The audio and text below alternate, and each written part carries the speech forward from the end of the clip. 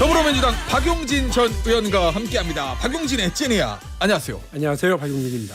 자, 오늘은 매일 탄핵이 어떻고 조기 대선이 어떻고 뭐 이런 얘기 우리가 많이 하잖아요. 예. 오늘은 우리도 정책 이야기를 좀 해보겠습니다. 좋습니다. 정책. 예. 예, 좋으십니까? 정책이면 박용진. 예. 아, 그렇습니까? 내용 있는 박용진. 예, 정책이면 박용진, 내용 있는 박용진. 국민연금 얘기할 거고요. 상속세 얘기할 거고요. 그다음에 NDB와 KNDB 얘기할 겁니다. 정책적인 얘기를 좀 해볼게요.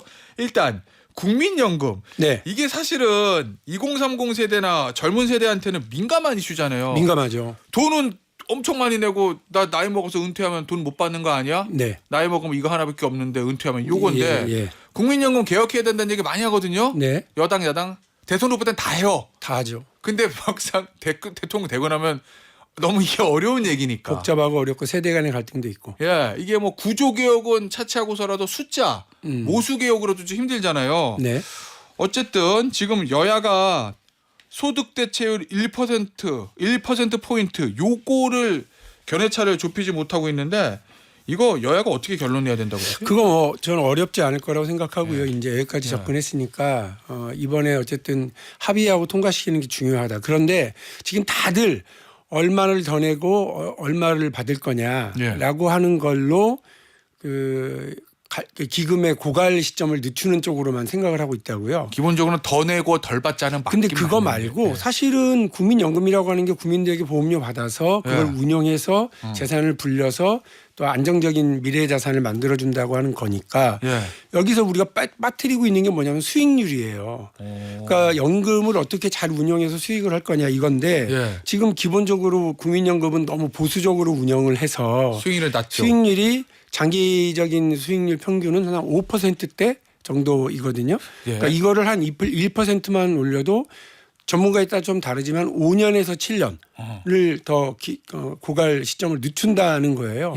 당연히 이런 그 수익률을 높이기 위한 고민을 해야 되는데 첫 번째로 제가 지난 대통령 선거 때 후보로 경선을 하면서 이야기를 했었던 국부펀드. 그래서 국부펀드를 통해서 나라도 부자로 만들고 국민도 부자로 만들겠다. 이런데 국민연금의 수익률 제고를 위해서 기본적으로 이 전문가들을 영입해야 돼요. 이분들이 어쨌든 보수를 너무 제한적으로 받고 있어서 그런 얘기를 하더라고요. 의원님 그래서 제가 궁금한 게 저 외국의 사례들 보면 캘리포니아 사학연기금 또 어디더라? 노르웨이였나? 노르웨이 맞죠. 있고 연기금 있고. 연기금은 수익률이 엄청 높다고 그러는데 우리나라 국민연금 수익률이 그거에 턱도 없잖아요. 그러니까 가장 큰 원인은 말씀하신 대로 포트폴리오에서 너무 안전자산 중심으로만 하고 있는 것도 있고요.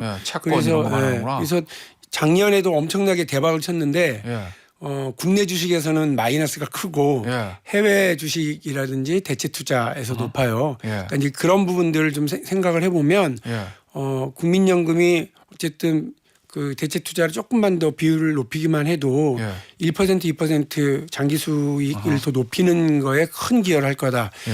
제일 중요한 거 정치권 개입하지 말아야 돼요. 정치권이 자꾸 개입하고 인사 갖다 꽂고 이러니까 엉망진창되거든요. 예를 들면 국민연금의 기금운용본부 내에 인사들의 그리고 두 번째 아까 말씀드렸던 국민들한테 잘 투자 운용 잘해가지고 1조 벌어다 주는 사람은 그만큼 거기에 대한 어떤 급여를 받아야 될 거 아니에요. 근데 그게 되게 제한적으로 돼 있기 때문에 그것도 바꿔야 돼서 지금은 국민연금 모수개혁, 숫자개혁을 집중해서 빨리 끝내고 수익률 개선을 위해서 수익률을 높이기 위한 국민연금의 2차 개혁으로 쭉쭉쭉 밀고 나가야 된다. 하나만 더 말씀드리면 이 국민연금을 잘 개혁하고 장기적으로 국민들에게 두둑하게 노후 자산을 마련하는 게 2030 청년 세대한테 가장 중요한 투자이고요. 가장 중요한 대선 공약이어야 된다 생각. 하나 더 말씀드리면 퇴직연금 붙고 계실 거예요 아마. 근데 지금 대한민국 퇴직연금 엉망진창이에요. 그 수익률은 1%대 1%가 안 되거나 1%대에 머물고 있고 수수료는 1조가 넘게 떼이고 있어요. 그러니까 우리들 그냥 뭐 잘 모르는 사이에 우리의 노후 자산이 엉망진창으로 운영되고 있거든요. 이것도 개혁 대상이에요. 그래서 저는 아까 말씀드린 것처럼 국부펀드를 통해서 국민연금 개혁을 끌어내고 또 퇴직연금까지 통합하는 방식으로 좀 고민을 확장시켜 가자 이 생각을 하고 있습니다. 의원님, 그러니까 국민연금의 기구 운영본부 인력들의 민간 정도로 대우를 잘해줘서 좋은 인력들 뽑아다가 좋은데 잘 투자해서 돈을 많이 벌어야 된다라는 건 제가 알겠는데 국부펀드랑은 무슨 상관이 있는 거예요? 국부펀드 하면 수익률이 높아져요? 그러니까 투자 여러 가지 방식의 고민인데요. 그러니까 한국의 국부펀드 하나가 있어요. 한국투자공사가 있어요. 있죠. 해외 자산에만 투자하도록 되어 있는데 저는 이런 투자 기관들과 연금 국민 자산을 전체로 통합해서 이게 규모가 커지면 훨씬 더 안정적으로 장기적으로 수익률 높게 운영할 수 있기 때문에 예를 들면 국민연금 그다음에 또 덩어리 큰 데가 군인공제회 뭐 다 합칠 수 그다음 있죠. 교원 사학연금 이런 계정만 따로따로 해서 각각의 특색에 맞게 하되 돈을 굴리고 운영하는 거는 이렇게 좀 그 통합해서 하는 걸로 그 전문가들이 진행해서 하는 코리아 국부펀드 그렇게 생각하고 있습니다. 알겠습니다. 저 뭐 싱가포르 국부펀드 있고 가서 공부도 하고 왔습니다. 그래서 투자 수익률 높이는 게 장기적으로는 훨씬 안정적이고 국민들에게 유익하죠. 그렇겠죠. 국민연금 수익률이 캘리포니아 사학연기금 정도 수준으로 올라가면 기금 고가 시점 엄청나게 늦출 수 있을 그래서 건데. 뭐 지금은 모수개혁에 1%냐 2%냐 가지고 하고 있지만 이거 빨리 마무리하고 더 중요하고 우리가 놓치고 있는 지점을 보자고 해서 오늘 이렇게 말씀을 드렸습니다. 그런데 모수개혁하고 구조개혁도 또 하긴 해야 된다는 말씀이시죠? 그건 기본이죠. 기본으로 깔고 수익률을 높이는 방식을 또 고민해보자 말씀이셨어요. 상속세 얘기를 좀 해볼게요. 이 상속세 개편은 사실은 보수 진영 내에서는 예전부터 많이 해왔던 얘기인데 그렇죠. 그런데 이제 민주당의 이재명 대표가 상속세 얘기를 꺼냈거든요. 쉽게 얘기하면 야 서울에 지금 집안채 가지고 있는 사람들 이거 상속세 이게 저 공제 기준이 언제 때 얘기인데 지금 적용하면 서울에 집안채 가지고 있는 사람들은 상속세 다 내야 되고 집 뺏기게 생겼다. 요 얘기를 하고 나왔습니다. 쉽게 얘기하면. 한동훈 전 국민의힘 대표도 어제 상속세 개편 얘기를 했어요. 내용을 보니까 이재명 대표가 주장했던 거하고 내용은 좀 비슷하더라고요. 내용 비슷하겠죠. 상속세 깎아줘야 된다는 얘기니까. 근데 이제 표현과 접근 방식이 좀 문제가 더 있죠. 왜 그렇죠? 그러니까 기본적으로 상속세라고 하는 건 어쨌든 불로소득이잖아요. 그래서 부의 대물림에 대해서 일정한 과세를 하겠다고 하는 건데 그거를 부자들만을 대상으로 했다. 이렇게 주장을 하는 건데 저는 처음 듣는 해괴한 소리입니다. 그러니까 세금이라고 하는 건 소득 있는 곳에 세금이 있다. 이렇게 해서 접근하는 것 아니겠어요? 근데 당연히 부모로부터 물려받는 게 아파트가 됐든 저축 예금이 됐든 간에 본인이 그 노력하지 않고 부모의 사망으로 인해서 생겨나는 증여 혹은 상속에 대해서 이제 국가가 과세하겠다고 하는 건데 이게 부자들을 향한 겨냥이었다. 역사적으로도 틀린 얘기고 사실적으로도 맞지 않는 얘기예요. 이승만 정부 때 상속세 90%입니다. 박정희 정부 때 상속세는 70%입니다. 그러면 이승만 박정희 정부가 부자들에게 화적대 같은 정권이었냐? 그건 말도 안 되는 소리예요.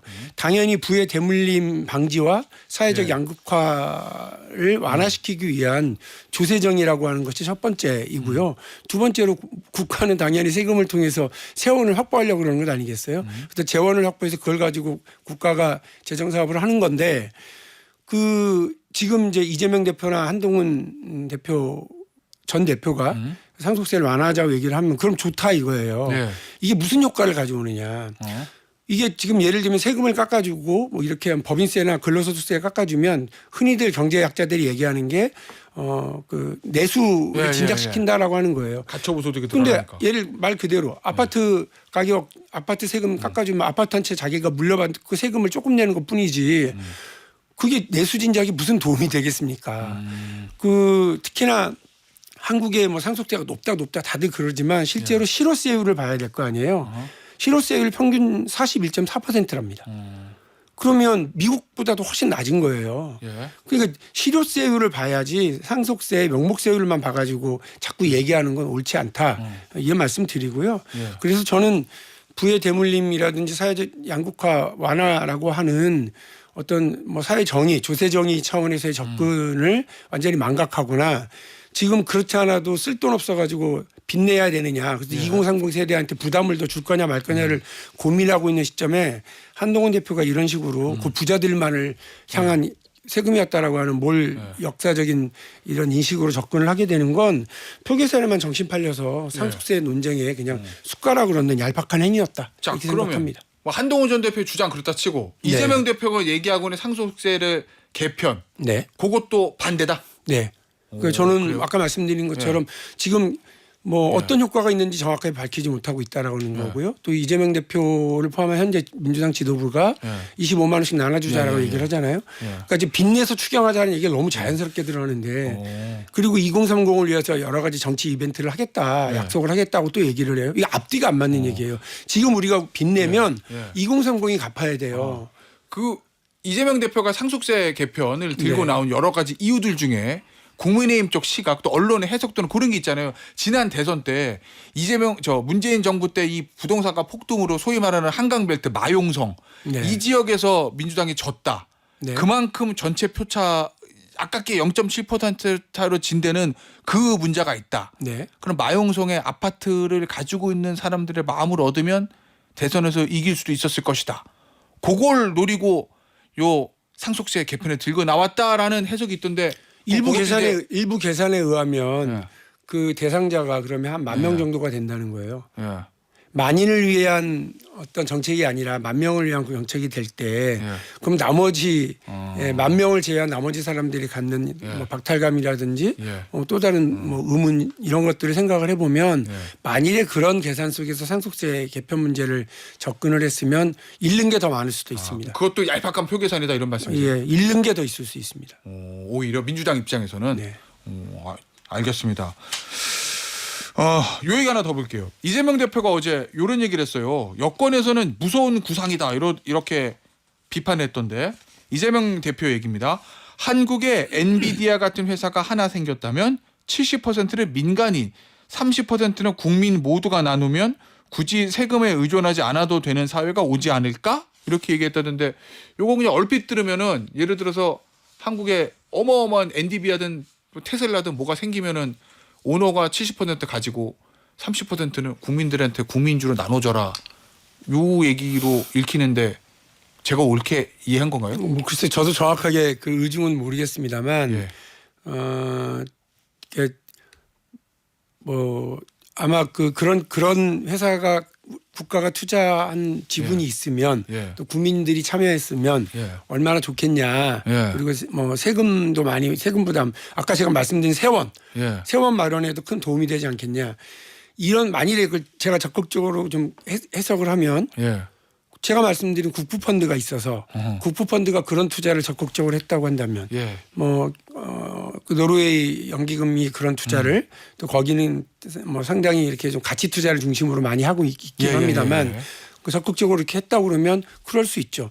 국민연금의 예를 들더라도 국민연금이 셀트리온이라든지 뭐 배달의 민족이라든지 이런 데 투자를 하긴 했습니다. 그러나 아주 그 싹수가 좋았을 때 그때 적극적인 투자를 했었으면 좋았을 것을 그게 아니라 이미 상장되고 했었을 때 투자를 해서 재미를 좀 덜 본 게 있어요. 투자 대비 수익률이 높지가 못해요. 그런 걸 했던 데는 어디냐면 오히려 해외 기금 투자라든지 해외 사모펀드라든지 이런 데가 좀 적극적으로 투자를 해서 진짜 대박 쳤거든요. 그런 데는. 그러니까 제가 지금 드리는 말씀처럼 국민연금 혹은 국부펀드를 만들어서 그런 싹수가 좋은 그 곳에 장기 투자를 애초부터 투자를 했다라고 그러면 예를 들면 뭐 1,000억 정도만 투자를 했는데 그게 어마어마한 돈으로 돌아오는 거죠. 엔비디아 같은 경우만 하더라도 글로벌 시가총액 뭐 2, 3위 이렇게 다투고 있는 데니까 그런 데가 생겼다라고 한다면 의미가 있겠죠. 그러려면 근데 전제가 있는 거예요. 그래서 그냥 이게 단순히 AI 시대가 아니라 그런 싹수가 좋은 어떤 기업들, 테크 기업들을 지금 대한민국에 많이 있거든요.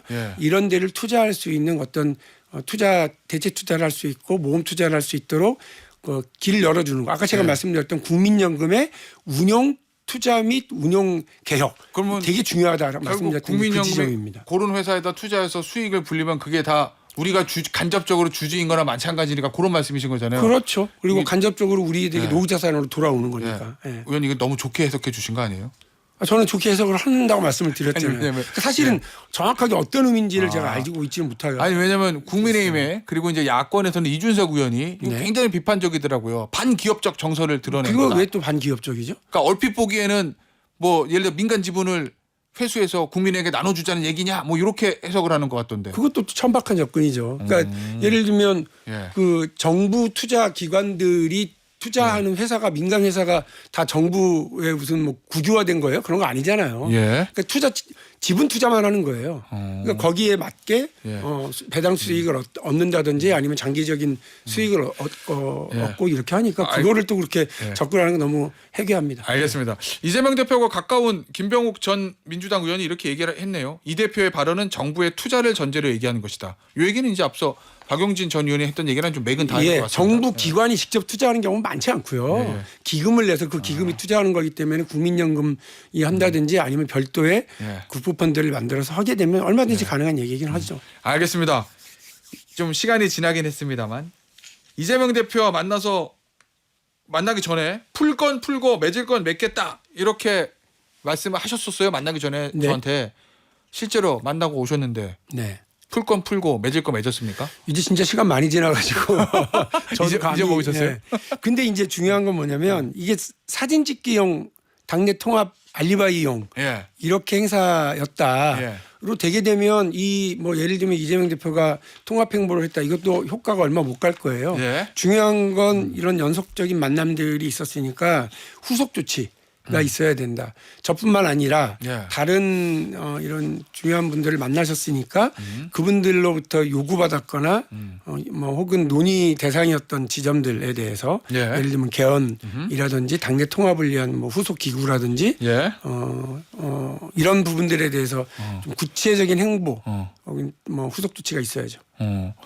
그 국민의힘에서 공식적으로는 조기 대선 없다 그러는데 뭐 후보들은 그래도 잠룡들은 좀 움직이는 것 같잖아요.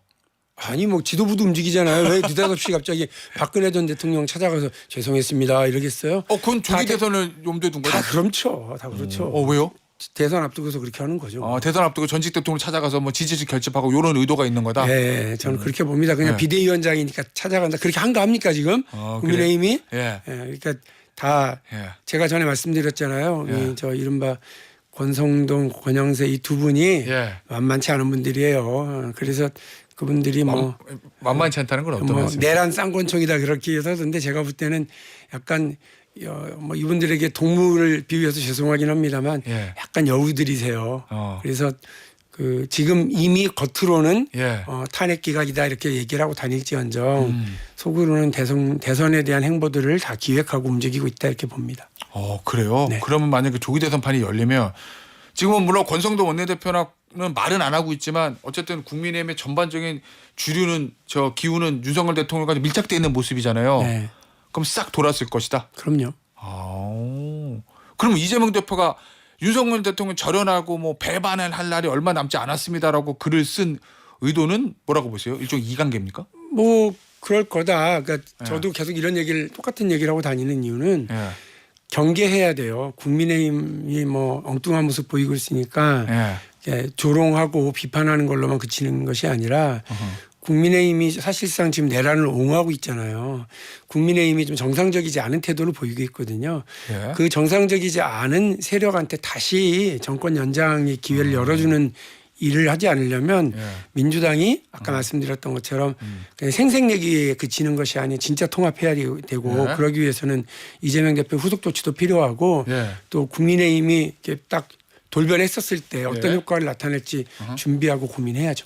의원님, 그러니까 네. 국민의힘도 겉으로는 조기 대선 아닌데 하면서 속으로 준비한다는 말씀이신데 네. 그럼 민주당도 네. 3월 26일에 이재명 대표 2심 선고 있잖아요. 네. 민주당 의원들 인터뷰하면 다 무죄야. 걱정 없어. 뭐 플랜 B 없어. 이렇게 당연히 얘기를 하시는데 네. 그러면 물밑에서는 혹시 유죄 나오면 어떡하지? 여기에 대한 대비는 좀 해야 된다. 이런 말씀이세요? 대비해야죠. 그러니까 뭐 만일에 그런 일이 벌어지면 제일 중요한 건 유무죄도 중요하지만 총량.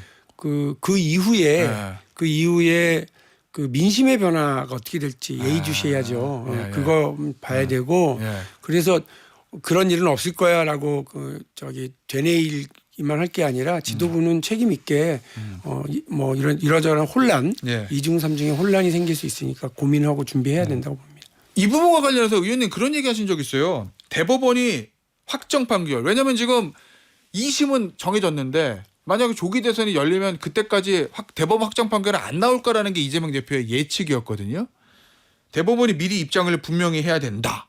이렇게 말씀하면 이거 제가 어떤 말씀드렸던 건 어떤 의미냐면 대법원이 지금 뭐 논란이 많아요. 예. 그러니까 그 대통령이 만일 당선이 됐다 이재명 대표가 그렇게 되면 그 재판이 계속 진행되어야 되느냐 아니면 재임 기간은 중지되느냐 여기에 대한 어떤 전례도 없고 판례도 없고 사례가 없기 때문에 주장만 있죠. 그 부분에 대해서 저 사법부가 예. 어떻게 할 것인지 미리 얘기해야지 예. 닥쳐서 이렇게 하게 되면 모두가 다 혼란해진다라는 말씀입니다. 아 그러면 대법원이 예를 들면 뭐 이재명 대표가 대통령 당선되더라도 대법원 선고를 합니다라든지 그런 부분들 미리 아니면은 우리가 빨리 해가지고 조기 대선 전에 선고를 하겠습니다라든지. 뭐 자기들이 그걸 자기들 책임인 거예요. 그러니까 뭐 자기들은 계속 뭐 비밀주의에 쌓여가지고만 있을 게 아니라 예. 국가의 혼란, 국민의 예. 혼란 이런 걸 예방하기 위한 건 해줘야 된다고 봅니다. 이 말씀하신 대로 대법원이 그 주장을 요청을 받아서 자 그러면 우리는 대법원 선고를 언제 무조건 합니다. 그게 이제 조기 대선 전이든 후든 간에